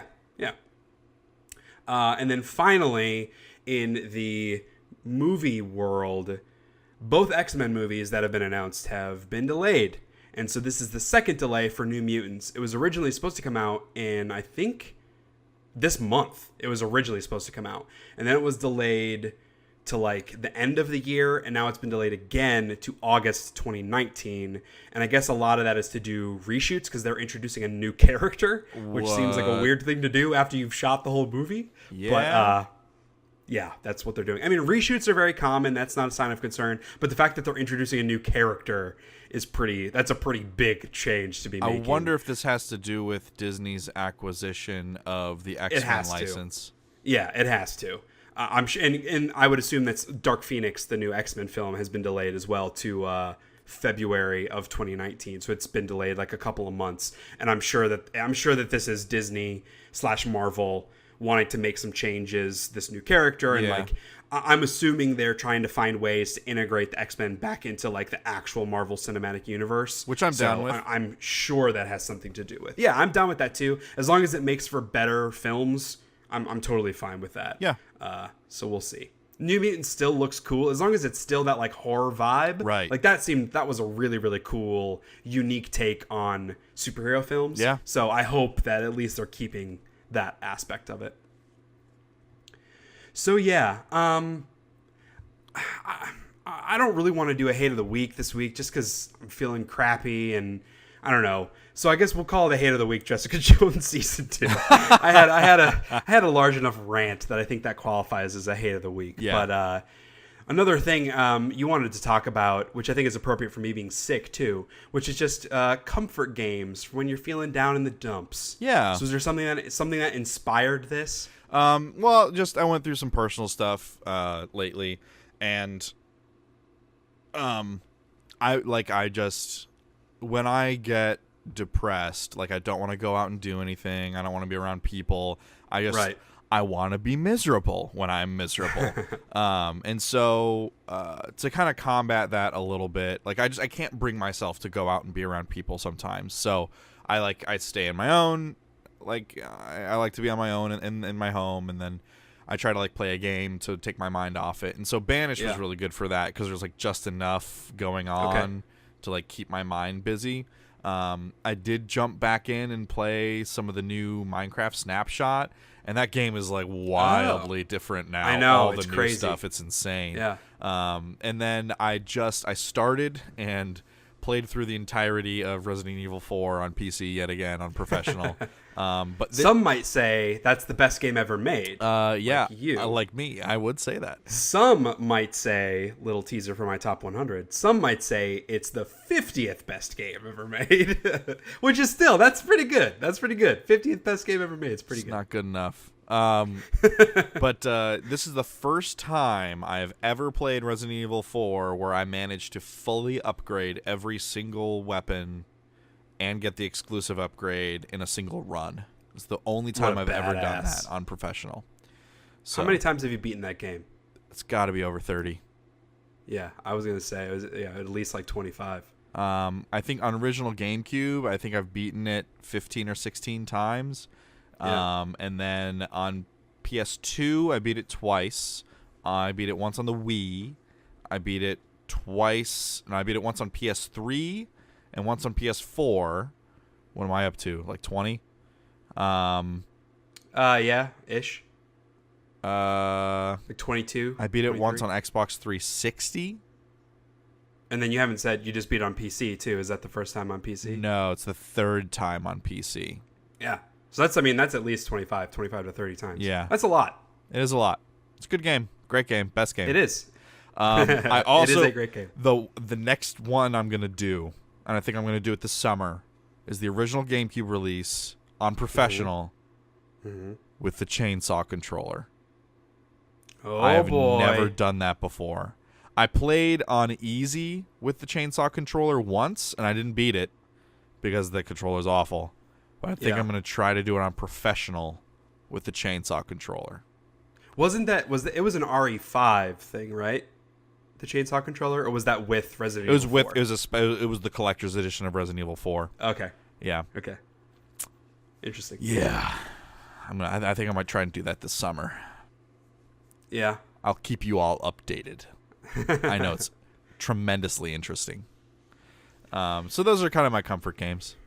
Yeah, I mean, because it is a bit different thinking when I'm sick versus like when I'm feeling depressed. Sure. It's a different mentality. But I don't know. I kind of just go back to games that I'm very familiar with. Yeah. Or games that are like I don't have to focus on a lot. Or maybe it's a combination. Like it's either games that I don't have to focus on a lot, or it's very engrossing games. Yeah. But it wouldn't be something. It wouldn't be something I'm playing for the first time. That's for sure. Right. When I saw this, the first ones that came into my mind were Minecraft, which is more of that relaxation. I'm not thinking about anything. I'm just exploring. And Skyrim, which is, that's one of my favorite games ever made. And that's more, I can play it where I'm kind of like zoning out, but I can also get totally enraptured in the kind of universe of the game. Right. Those are the big two that jumped out, which are both, open world kind of games where there's a lot of exploration. Yeah, and you can jump in at any point. Yeah, because exactly. like something like Final Fantasy X or Kingdom Hearts, it's not as easy to just jump into those games. Yeah. Yeah, either Skyrim or Minecraft, like, I could go, not that I ever would, but I could go 5 years without playing one of those and jump back in and be right back in it. Right. You know what I mean? Yeah. So it's really easy to pick up like that versus something that's more narratively focused like some of my other favorite games. Right. So, yeah. Yeah. Well, all right, man. And I brought up my top 100. I do have to do a shameless plug. So I turned 30 on April 12th. This coming Thursday, which some of you might even be when you're listening to this. On April 12th, I have committed. That is when I am posting my top 100 games of all time. I already have the list ordered. I am currently doing write-ups for every individual game. Ooh, boy. I need to get images for all of them, so I have quite a bit of work ahead of me this week. But I think I have like 100 through 70 all written up, so I'm like a third of the way through. But yeah, that will be going up on April 12th. Check that out. Obviously, I don't expect anyone to agree 100% with anything, but I think it's a pretty good list. Like, as I read through it, like, there are things that you can make a justification for any game here or there. When it comes to, like, I look at it like the top 30, those are, I feel like, really strong on their individual ranking. But all the rest, like, you can make an argument for any game to be anywhere. Yeah. It's just like, when I look at the list as a whole, it feels like it's a really good combination of just, like, personal favorites, games that had a really lasting impact on the industry, representative of different time periods in gaming, and, like, trying to get rid of some of that, like, recency bias of favoring new games, but also, the rose-tinted glasses of, like, looking back on games from the 90s and thinking they're perfect when really they haven't aged well. Right. I don't know. I feel really good about it. I feel really good about the list. Good. It's completely subjective and dumb to pick 100 games out of the tens of thousands of games that have been made. But I don't know. It's fun to put together. Hopefully it's fun to read. So check that out. And in our next episode, I will be 30. So Whew. I'm an old man. I don't feel great about it. Ouch, but man. that's life. Ouch. That's life. Yeah. At least hopefully I'm not fucking sick. Yeah. If I am feeling better by the time I turn 30, I'll be good. Maybe that's the whole, like, that's the it's not a learning experience, but maybe that's the whole message. Because, like, I've been really dreading turning 30, and now that I've been sick for so long, that's all I want to do is not be sick. And so now, like, it's making me dread 30 less. Yeah. Because by the time I'm 30, I should be feeling better. Yeah, because it's like, look how crappy 29 was. Maybe 30 will be better. Yeah, at least the last couple of weeks of 29 were very crappy. The rest of 29 was pretty okay. Yeah, despite except for tax season. Oh, fuck, dude. We haven't finished our taxes yet. Oh, no. And they're due in a week. You're Son welcome. of a bitch. Well, I mean, obviously I have to get it done. I don't want to pay a fine. Yeah. Oh, that's just something I do not want to have to deal with today when I'm already feeling sick and I now owe like $1,700 to the government. This is the worst. All of this is hate of the week. Everything. Everything I just said for the last 5 minutes. But as always, we will end the episode on a note of positivity. And today I don't hate being married to my wife. We just celebrated our 4-year anniversary, even though I was sick during it, which sucked. I enjoy being married to her. She's a pretty cool lady. Congratulations, man. And I realized when I saw that it was 4-year anniversary, I was like, oh, that means Karen and I have been together for 4.5 years. Because we had only been dating for like half a year when we went to your wedding. Yeah. Well, and at the end of May, we will have been together for a decade. Wow. Yeah. Whew. A third of my life. Nice. It's a long time. It's a long time. Yeah. Man, and that ratio is only going to get bigger. I know. Yeah. Wow. Crazy, dude. Well, my name's Kyle, and today I don't hate how lucid I have been lately. Just because, like, when I'm down in the dumps, I have, like, one of two things happens. Either, like, I shut down completely, or I'm, like, really energized, and I try to turn it into a positive. Yeah. And so I started running on the treadmill, because we got a free treadmill, which was awesome. So I started running on the treadmill. The first 2 days I did a mile, and the third day I did 2 miles. So I power walk 4 minutes and then run for a minute. So it was a 20-minute mile the first 2 days, and then a 30-minute 2 mile the third day. And then I very quickly went and got some compression shorts because I was chafing real bad. And then I've had like stage crew all week, so like by the end of each stage crew day, I'm also chafing pretty bad. So like I haven't done it in a couple days, but I think I might do it today because my legs are feeling a little better, and I want to try and keep up with that like a couple times a week. And just like I've had a lot of really good ideas for my campaign, my D&D campaign. Awesome. Which have we talked about that yet? Like how we had our first session? Yeah, we talked about it last episode. Okay. Yeah. Okay, good. Well, next session is coming up this following weekend, so next episode I'll be able to talk about the second session. Sweet. But yeah, so I've had a lot of good ideas for that, and like just feeling good about progress on the set and stuff like that too. So, just keeping the positive vibes a-flowing. That's good. I could use some of that. Yeah. I made a decision last night when I was like laying in bed, hawking up a lung. I was like, I'm not going to sit and just feel shitty. As you know, we're doing the podcast. Kelly and I, we had planned on going to dinner tonight for our anniversary. I don't know if we're going to be able to because I'm literally going to see the doctor after we finish recording today. Yeah. So I'm not sure if I'm going to be up for it, but I want to. But I'm just like, I have to go back to work tomorrow, which sucks. I wish I didn't have to because I'm sick, but I can't just sit and be sick and feel shitty. I have to try to do something. Yeah. That positive energy, positive mentality makes a difference. It does. That's good. You're using that. You're using it for fuel. It's good. It's healthy. Yes. Well, awesome. I know it's a bit of a shorter episode today. I apologize for that. My throat is very thankful for it, though. So we will be back in 2 weeks, assuming I don't die, with some more stuff. So thank you, everybody, for listening. Kyle, thank you for joining me. Yeah. As always. And remember, check out SheaHatesEverything.com to read some opinions and reviews on video games, movies, comics, and other shit that matters. See you guys next time. Peace out.